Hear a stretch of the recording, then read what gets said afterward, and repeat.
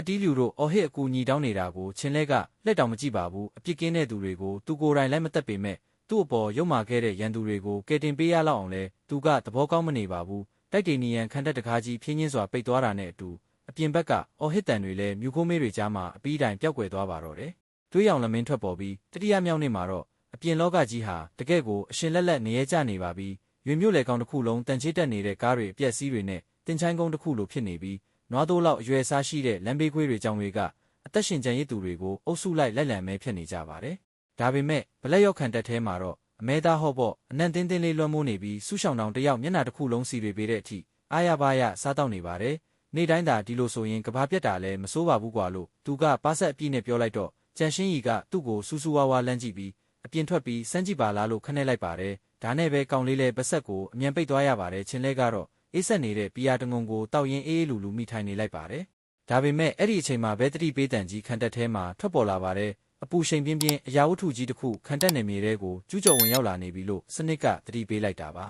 ချင်းလဲကမော်နီတာတွေကိုကြည့်လိုက်ပြီးခံတက်နဲ့1 ကီလိုမီတာလောက်ကွာတောင်တက်လမ်းပေါ်မှာလူအုပ်ကြီးတအုပ်ချီတက်လာတာကိုမြင်လိုက်ရပါတယ်အနည်းဆုံးလူ900ကနေ600လောက်ရှိပြီးတာမန်ဒုက္ခတွေတွေမဟုတ်ပဲဓာတ်ရှည်တွေတန်ပိုက်တွေကင်ဆောင်ထားတဲ့လက်နက်ကင်တွေပါသူတို့ရဲ့ပြစ်မှတ်ကတော့ရှင်းပါတယ်ကြံရှင်းရီကိုအခုထိလက်မလျှော့ကြသေးတာပါချင်းလဲကပြုံးလိုက်ပြီးကာကွယ်ရေးစနစ်အတွက်သူသုံးထားတဲ့ဒေါ်လာတန်ပေါင်းများစွာကိုအလကားမဖြစ်စေရဘူးလို့ကြံရှင်းရီကိုပြောလိုက်ပါတယ်အပြင်ဘက်မှာတော့ငကားပြကိုင်းရဲ့ခေါင်းဆောင်လုံးမှုဟာအထက်ကဘာတော့ပြန်မှုမှမလာတဲ့အတွက်ဒေါသထွက်ပြီးတကားကိုဖောက်ခွဲပစ်ဖို့အမိန့်ပေးလိုက်ပါတယ်မိတောက်တွေနဲ့အတူဒုံးကြီး3လုံးကခန္ဓာတကားစီကိုတန်းတန်းမတ်မတ်ဝင်သွားပြီးမိုးကျင်းတန်လိုပောက်ကွဲတန်ကြီးညလဲကောင်မှထွက်ပေါ်သွားပါတယ်ဂိုင်းသားတွေကတော့သူတို့ရဲ့လုံမှုရှိမှာတော့စီတုဖူးခွန်လောက်ပါပဲလို့လောင်ပြောင်ရဲမောလိုက်ကြပါတယ်ဒါပေမဲ့မိခိုးတွေကင်းစင်သွားတဲ့အခါလက်ရောင်အောက်မှာတောက်ပတ်နေတဲ့တကားကြီးကပုံရတစ်ခုတောင်မရှိပဲမြင်လိုက်ရလို့သူတို့ရဲ့ရဲတံတွေရက်တန့်သွားပါတယ်လုံမှုကဆက်ပစ်ဖို့အမိန့်ပေးလိုက်ပေမဲ့ခံတက်နံရံအပေါ်ကတတုပြားတွေကဆက်ရနရတန်တွေနဲ့အတူပွင့်ထွက်သွားပြီးပြောင်းချောက်ခုပါ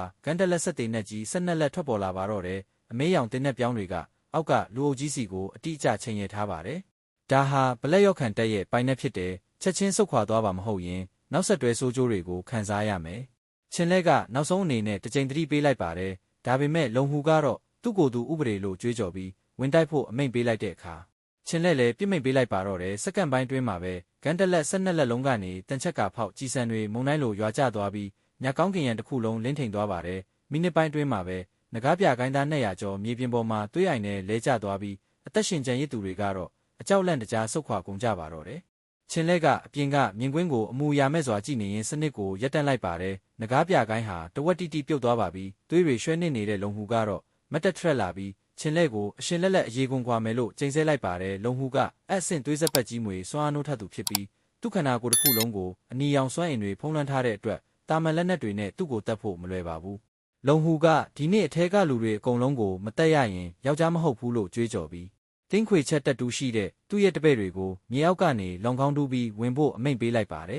သူတို့ရဲ့ခေါင်းမာမှုကိုမော်နီတာကနေကြည့်နေတဲ့ချင်းလဲကသူတို့ကိုယ်တိုင်တေးလန်းကိုရွေးချယ်လိုက်ပြီဆိုတာသဘောပေါက်သွားပါတယ်ဒါကြောင့်အိမ်ကိုတေချာစောင့်ကြည့်ထားဖို့ဆူရှောင်းတောင်နဲ့ကြံရှင်းရီကိုမှာခဲ့ပြီးအမိုက်တွေကိုသူကိုယ်တိုင်ရှင်းဖို့အပြင်ကိုတယောက်တည်းထွက်သွားပါတော့တယ်အဲ့နောက်ခံတက်တကားကြီးပွင့်လာပြီးချင်းလဲတယောက်တည်းထွက်လာတာကိုမြင်တော့လုံဟူကတေချင်လို့ထွက်လာပြီဆိုပြီးအထင်သေးစွာနဲ့ဝင်တိုက်ဖို့အမိန့်ပေးလိုက်ပါတယ်ကြံနေတဲ့ဂိုင်းသား200ဟာလဲချင်းလဲတယောက်တည်းဆိုတာကိုမြင်တော့တတိတွေပြန်ဝင်လာပြီးလက်နက်တွေဝေရမ်းကပြေးဝင်လာကြပါတယ်ချင်းလဲကတော့မတုံမလုတ်ရက်နေရင်သူ့ရဲ့ဗပတ်ခြေထောက်ကိုဖြင်းချင်းစွာမြောက်လိုက်ပါတယ်အဲ့ဒီအချိန်မှာပဲသူ့ရဲ့ဒုံဖန်တိုက်တက်တူးကလင်းလက်လာပြီးကဘာကြီးတစ်ခုလုံးကိုပြာကျစေနိုင်လောက်တဲ့အလွန်ပူပြင်းလာတဲ့ရွှေရောင်လင်းနှန်းတွေပောက်ကွဲထွက်လာပါတယ်ချင်းလဲကသူ့ခြေထောက်ကိုမြေကြီးပေါ်ဝန်းကနေစောင့်ချလိုက်တာနဲ့ရွှေရောင်နေမင်းမိရှင်တွေဟာဒီရေလမ်းကြီးတစ်ခုလိုလှိမ့်တက်သွားပြီးရှေ့ဆုံးကပြေးဝင်လာတဲ့ဂိုင်းသားဒါဇင်ပေါင်းများစွာဟာမိတောင်နဲ့ထိလိုက်တာနဲ့တခဏအတွင်းမှာပြာကျသွားပါတယ်ချင်းလဲခြေဆောင်ချလိုက်တဲ့နေမင်းမိရှင်ဟာလုံးဝကိုအကျွင်းမဲ့စွမ်းအားပါပဲပြင်းထန်လုံးတဲ့အပူရှိန်ကြောင့်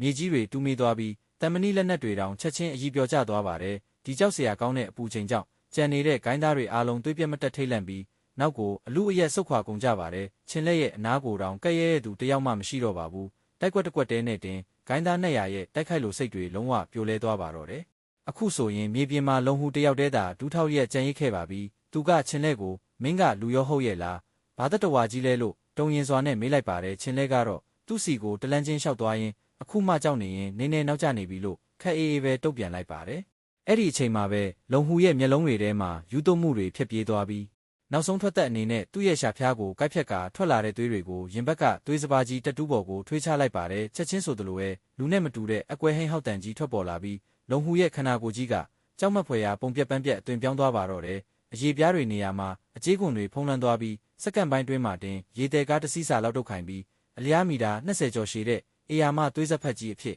အပြည့်ဝပြောင်းလဲသွားပါတော့တယ်ဒါဟာအဆင့်တတူးတစ်ခုရဲ့အပြည့်ဝနိုးထလာမှုပါပဲသွေးဆက်ဖက်ကြီးကချင်းလက်ကိုတကိုက်တဲနဲ့မျိုးချဖို့ကားတစ်စီးလုံးဝင်ဆန့်လောက်တဲ့ပါဆက်ကြီးကိုဟာပြီးအရှိန်နဲ့ပြေးဝင်လာပါတော့တယ်။စက်ဖက်ကြီးကကြီးမားလာပေမဲ့ချင်းလဲကတော့လောင်ပြုံးတစ်ခုသာပြုံးလိုက်ပြီးသူ့ရဲ့ညာဘက်ခြေထောက်ကိုရှေ့ကိုတင်းတင်းကြပ်ကြပ်ချလိုက်ပါတယ်ပြီးတာနဲ့တပြိုင်နက်ကောင်းကင်ဘုံကိုတောင်အန်တူရဲတဲ့မဟာမြောက်မင်းစွန့်ဝူခုံးရဲ့တိုက်ခိုက်ရေးစိတ်ဝိညာဉ်ကိုနိုးထက်စေလိုက်ပါတော့တယ်။သူ့ရဲ့ညာဘက်ခြေထောက်ကတတူးစီကနေရွှေရောင်လင်းနှန်းတွေပောက်ကွဲထွက်လာပြီးကောင်းကင်နဲ့မြေကြီးကိုပါဖိနှိပ်နိုင်တဲ့အရှိန်အဝါတွေထွက်ပေါ်လာပါတယ်။ချင်းလက်ရဲ့ခန္ဓာကိုယ်တစ်ခုလုံးရွှေရောင်တွေလွှမ်းမိုးသွားပြီးနောက်သူ့ရဲ့ကြောဘက်မှာရွှေရောင်တန်ချက်ကအင်ဂျီနဲ့ဒေါင်းမွေးဦးထုတ်ကိုစောင်းထားတဲ့မဟာမြောက်မင်းရဲ့ပုံရိပ်ရောင်ကြီးထွက်ပေါ်လာပါတော့တယ်။အဲ့ဒီပုံရိပ်ရောင်ကြီးကရွှေရောင်မျက်လုံးတွေကိုဖွင့်လိုက်တဲ့အချိန်မှာတော့ကောင်းကင်ကမြူခိုးမေးတွေတောင်ထပ်ပိုင်းကွဲထွက်သွားသလိုခံစားလိုက်ရပါတယ်။ပြေးဝင်လာတဲ့သွေးဆက်ဖက်ကြီးကိုချင်းလက်ကနောက်မဆုတ်ပဲအမြောက်ဆန်တလုံးလိုလေထဲကိုခုန်တက်ပြီးစပားကြီးရဲ့မေးရိုးကိုအာကုန်ကန်ချလိုက်ပါတယ်။စပားကြီးရဲ့ခေါင်းကြီးနောက်လန်သွားပြီးနာကျင်စွာအော်ဟစ်ရင်းချင်းလက်ကိုခါချဖို့ကြိုးစားပါတယ်။ဒါပေမဲ့ချင်းလက်ကစပားကြီးရဲ့ခေါင်းပေါ်မှာတောင်ကမ်းပါးကိုတန်းမို့လိုက်ထားသလိုမရွေ့မလျားရက်နေပါတယ်။ဒေါသထွက်သွားတဲ့စက်ဖက်ကြီးကလမ်းကြောင်းတစ်လျှောက်ကကြောက်တုံးတွေတစ်ပင်တွေကိုပါကြေမိုသွားစေလောက်တဲ့အပြင်းလာတဲ့အမီးကြီးနဲ့ရန်ခါတိုက်ခိုက်လိုက်ပါတယ်။အဲ့ဒီအချိန်မှာချင်းလက်ကသူ့ရဲ့ညာဘက်လက်ကိုမြောက်လိုက်ရာအနောက်ကမဟာမြောက်မင်းပုံရိပ်ရောင်ကလည်းအတူတူလက်မြောက်လိုက်ပြီးလေဟာနယ်တွေကနေတိုက်ခိုက်လို့စိတ်တွေတောက်လောင်နေတဲ့ဒန်နာရီလာရွှေရောင်တုတ်တန်ကြီးကိုဆွဲထုတ်လိုက်ပါတယ်။ချင်းလက်ကအဲ့ဒီရွှေရောင်တုတ်တန်ကြီးနဲ့သွေးစပါးကြီးရဲ့အမီးကိုအာကုန်ရိုက်ချလိုက်ပါတယ်။လေထုတစ်ခုလုံးပောက်ကွဲသွားသလိုအတန်ကျဲကြီးနဲ့အတူထွက်ပေါ်လာတဲ့လှိုင်းလုံးကြီးကြောင့်တစ်တော်တစ်ခုလုံးတုန်ခါသွားပါတယ်။တန်ချက်ကားတစ်စီးကိုတောင်အလွယ်တကူချေမွတ်နိုင်တဲ့စက်ဖက်ကြီးရဲ့အမီးဟာရိုက်ချက်ကြောင့်အကြေးခွန်တွေအကုန်ကွာကျပြီးအကောင်လိုက်ကြီးနောက်ကိုလွင့်စင်သွားပါတော့တယ်။ဘလို့လှုပ်ဖြစ်နိုင်မှာလဲ။အဆင်ဖြစ်တဲ့ငါကဘလို့လှုပ်ဖိနှိပ်ခံရတာလဲ။လုံဟူရဲ့မျက်လုံးတွေထဲမှာအကြောက်တရားတွေအပြည့်အဝဝင်ရောက်လာပါတယ်ချင်းလဲကတော့ဖက်ဖက်ကြီးရဲ့ခေါင်းပေါ်ကနေရေခဲလိုအေးဆက်တဲ့အကြည့်တွေနဲ့ငုံကြည့်ရင်မင်းရဲ့အဆင့်ဆိုတာတွေကတားမြစ်ထားတဲ့တက်တူးရှိမှာတော့ဘာမှမဟုတ်လို့ပဲလို့ခက်အေးအေးပြောလိုက်ပါတယ်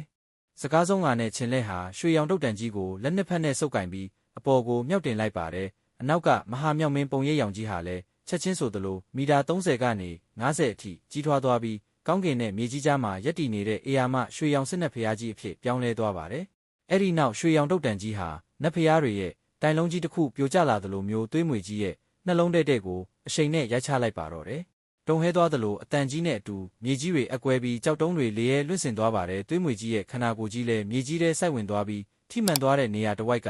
ကြေးခွန်တွေအကုန်ပောက်ကွဲထွက်သွားပါတယ်။ကြောက်စရာကောင်းတဲ့တိုက်ခိုက်မှုစွမ်းအားကမွေကြီးရဲ့အရိုးတွေကနေတဆင့်ခန္ဓာကိုယ်နှံ့ကိုစီးဆင်းသွားပြီးအသက်ဝိညာဉ်ကိုပါချေမှုပစ်လိုက်ပါတယ်။မွေကြီးရဲ့မျက်လုံးအိမ်တွေကျုံဝင်သွားပြီးခန္ဓာကိုယ်ကြီးအကျိန်နှဲငယ်တုံရင်သွားပြီးနောက်လုံးဝငြိမ်သက်သွားပါတော့တယ်။အဲ့အဆင့်နိုးထသူလုံဟူတယောက်တိုက်ကွက်တစ်ကွက်တဲနဲ့တင်အသက်ပြောက်သွားခဲ့ပါပြီ။ချင်းလက်ကသူ့ရဲ့လက်ချောင်းတွေကိုဓာတ်လိုအသုံးပြုပြီးမွေကြီးရဲ့ဥကောင်းခွန်ကိုခွဲကရဲရဲတောက်ရတဲ့အဆင့်စွန့်ရင်တလင်းကြောက်ကိုထုတ်ယူလိုက်ပါတယ်ပြီးတော့ဂိုင်းသားတွေစီကနေရာနဲ့ချီတဲ့ဒီအဆင့်တလင်းကြောက်အသေးလေးတွေကိုလည်းအကုန်သိမ်းဆေးလိုက်ပါတယ်။ဒီစွန့်ရင်တွေကိုသူ့ရဲ့တီးတက်နေရာလိုထဲထည့်လိုက်တဲ့အခါသူ့ရဲ့စွမ်းအားရင်းမြစ်တွေတိတိတသာတိုးတက်လာပြီးနေရာလူကြီးလည်းပုံမိုကျပြန့်လာပါတယ်။ဒါပေမဲ့အံ့ဩစရာအကောင်းဆုံးကတော့သူ့ရဲ့စွမ်းအားတွေတိုးလာတာနဲ့အမျှသူ့ကြောပြင်ကခေါင်းတလားကိုဆွဲငင်နေတဲ့ငကားကိုကောင်တက်တူးကပုံမိုပီပြင်လာပြီးအမဲရောင်ခေါင်းတလားကြီးပေါ်မှာပိတ်လောင်ထားတဲ့ရှေးဟောင်းတစိတ်တုံးကိုခုရဲကပထမဆုံးတစိတ်တုံးဟာပွင့်ထွက်ဖို့အရေးရောင်တွေပြတ်တလာပါတယ်။တကယ်တော့ဒီနက်ကားကိုကောင်ကရန်သူတွေကိုဖိနှိပ်ဖို့တသက်မဟုတ်ပါဘူး။သူ့ရဲ့အစ်စ်အမှန်ကြောက်စရာအကောင်းဆုံးစွမ်းအားကအ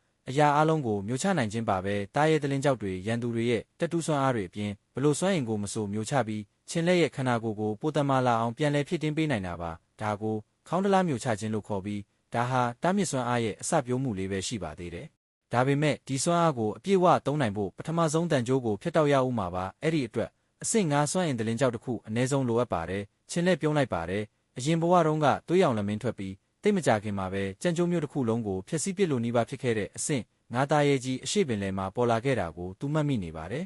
ဒီဘဝမှာတော့အဲ့ဒီအကောင်ရဲ့တလင်းကြောက်ကငါအတွက်ပဲလို့သူကတွေးလိုက်ပါတယ်ခန်းတက်သေးကိုပြန်ဝင်လာတော့ဆူရှောင်းတောင်ကအရန်ကိုအထင်ကြီးလေးစားတဲ့မျက်လုံးတွေနဲ့စီးကြိုနေပါတယ်ကြံရှင်းရီကလည်းချင်းလဲကိုနှွေးထွေးတဲ့မျက်ဝန်းတွေနဲ့ကြည့်ကမျက်နှာတုပ်ပွားလေးကမ်းပေးရင်ပင်ပန်းသွားပြီး ဟော့ပေါ့ပူပူလေးရပါပြီလို့ပြောပါတယ်ချင်းလဲလဲလက်တော့ရင်းဆိုဖာပေါ်ထိုင်ကအမဲသားတစ်ဖက်ကိုအေးအေးလူလူကောက်စားလိုက်ပါတော့တယ်ဒီအချိန်မှာပဲမြေအောက်မီတာ900အနက်မှာရှိတဲ့ဂျိုရိုစစ်တပ်စခန်းချုပ်မှာတော့အခြေအနေတွေကတင်းမာမှုအထွတ်အထိပ်ကိုရောက်နေပါတယ်သတင်းဆိုးတွေကစက်တိုက်ဝင်လာနေရပါအရှိတဲ့စစ်မျက်နှာပြင်မှာအဆင့်၄သားရဲ့၃កောင်ထိုးဖောက်ဝင်ရောက်လာလို့တတိယမြောက်ကာကွယ်ရေးခံတပ်ကျိုးပေါက်သွားပါတယ်တောင်ဘက်မှာလည်းရေအောက်ကအေယာမသားရဲကြီးတွေကုန်းပေါ်တက်လာမဲ့လက္ခဏာရဲ့အဖြစ်ပုံမှန်မဟုတ်တဲ့ဆူနာမီလိုင်းကြီးတွေဝင်တိုက်နေပါတယ်အဆိုးဆုံးကတော့အဆင့်3နဲ့အထက်သားရဲတွေကိုတာမန်လက်နက်တွေနဲ့ပစ်လို့မရတော့တာပါပဲစစ်တပ်ကနိုးထပ်သူတွေအများကြီးကြဆုံးနေရပါတယ်နဂါးနိုင်ငံတော်စစ်တပ်ရဲ့အမြင့်ဆုံးကောင်းဆောင်ဖြစ်တဲ့တပ်မှုလုံဟာနာကျင်စွာနဲ့မျက်လုံးမိတ်ထားလိုက်ပါတယ်သွေးရောင်လမင်းထွက်ပေါ်ပြီး3ရက်တည်းနဲ့လူသားတွေဂုံယူခဲ့တဲ့ခင်မီရင်ကျေးမှုကြီးပျက်စီးလို့နှီးပါဖြစ်နေပါပြီလူသားမျိုးနွယ်တွေရဲ့ဏီကုန်းချုပ်ဖို့အချိန်တန်ပြီလားလို့တောင်သူတွေးနေမိပါတယ်အဲ့ဒီအချိန်မှာပဲထောက်လန်းရေးအရာရှိတယောက်ကတမှုကြီးကိုကောင်းကင်ယံကနေဒုံးနဲ့ရိုက်ကူးထားတဲ့ဗီဒီယိုဖိုင်တစ်ခုကိုအမြန်ကြည့်ဖို့လှမ်းခေါ်လိုက်ပါတယ်ကြီးမားတဲ့စက်ခရင်ပေါ်မှာမြင်ကွင်းကိုဇုံးဆွဲကြည့်လိုက်တဲ့အခါတိုက်တေနီယန်ခန္ဓာကြီးရှိမှပျက်စီးနေတဲ့နဂါးပြကုန်းသားတွေရဲ့အလောင်းတွေလက်နက်တွေကြားမှာအင်ဂျီပလာနဲ့လူငယ်တယောက်ဟာအရှိမီတာ20လောက်ရှိတဲ့အဆင့်သွေးမွေကြီးနဲ့ရင်ဆိုင်နေတာကိုတွေ့လိုက်ရပါတယ်အရာရှိတယောက်ကအနီးနားကတပ်တွေကိုဆေလွတ်ပြီးကဲတင်ဖို့ပြောပေမဲ့တက်မှုလုံကအချိန်မမီတော့ဘူးလို့ဝမ်းနည်းစွာညှင်းပယ်လိုက်ပါတယ်ဒါပေမဲ့နောက်တစ်စက္ကန့်မှတင်စခန်းချုပ်တစ်ခုလုံးတေမတက်တိတ်ဆိတ်ငြိမ်သက်သွားပါတော့တယ်